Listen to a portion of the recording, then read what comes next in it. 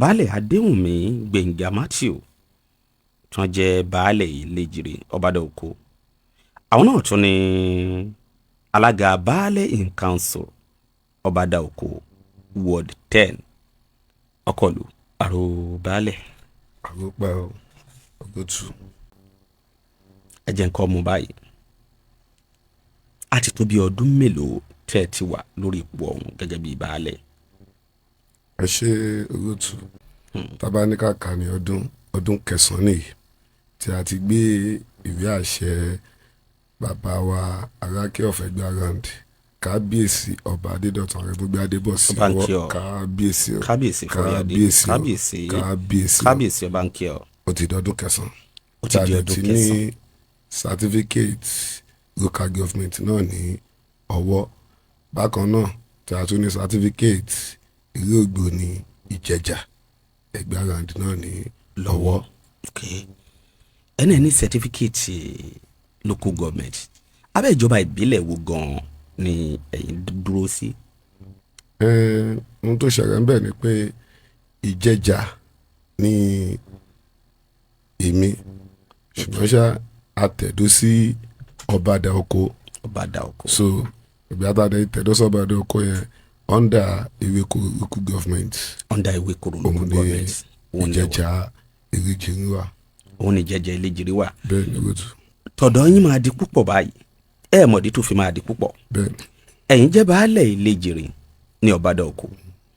ẹ̀yin náà tún ní alága baálẹ̀ in council Obada oko ward 10. bẹ́ẹ̀ ni. tó túmọ̀ sí pé bẹ́ẹ̀ bá ṣe ń sọ nípa Elejinrin lọ́dọ̀ yín lẹ́ẹ̀ máa sọ nípa gbogbo baálẹ̀. ẹ gbọ́dọ̀ lè sọ nípa gbogbo baálẹ̀ ní Obada oko ward 10.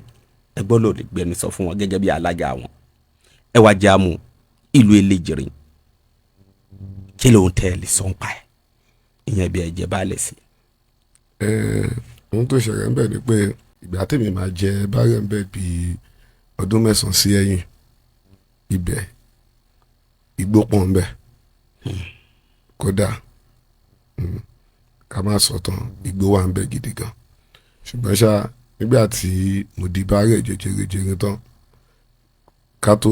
ká tó fọ̀ bí ọdún 2 bí ọdún 3 sígbà tí mo jẹ́ àwọn nǹkan tuntun ó bẹ̀rẹ̀ sí ní ṣẹlẹ̀ ń bẹ̀. bíi kíni. mo fẹ́ rò sọ pé nísìnyí gan tó bá ń sọ pé ní àdúgbò tí ó ní good structure ní àdúgbò tó jẹ́ pé téèyàn bá wọ̀ ní Obada náà èèyàn máa tọ́ka sí pé àdúgbò gidi ni Ìjẹ̀jà Elejinrin wà ń bẹ̀ because àti tanná ń bẹ̀ iná ti wà ń bẹ̀.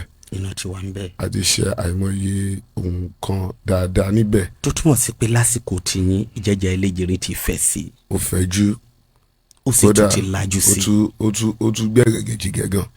orúkọ wa dẹ̀ jáde kò dẹ̀ bàjẹ́. orúkọ yín ò sì ní bàjẹ́ láéláé. àmín àṣẹ. ẹ wá jẹ́ àwò báyìí gẹ́gẹ́ bí alága Obada oko ward 10 baálẹ̀ in council. a tó bí àwọn baálẹ̀ mélòó tó wà ní abẹ́ àkóso yín gẹ́gẹ́ bí ìdarí ipò jẹ́ wà bí alága. ẹ ṣe rúùtù Obada oko jẹ́ ìlú tí ó tóbi gidi gan. ọ̀pọ̀ nínú àwọn èèyàn tó bá ń gbé Obada oko ìta yẹn ni wọ́n ń wò ó bóyá kọ́kọ́ kọjá ní express òun ni wọ́n ń wò. Obada oko jù bẹ́ẹ̀ lọ ìlú tó wà ní abẹ́ Obada oko á tó 95 villages. tó wà lábẹ́ Obada oko. tó wà ní abẹ́ Obada oko tó dẹ́ pé gbogbo ẹ̀ náà ni wọ́n ní àwọn bàbá tí wọ́n jẹ́ baálẹ̀ ọkọ̀ lù síbẹ̀. tí wọ́n jọkọ̀ ló ń bẹ̀. bẹ́ẹ̀ ni.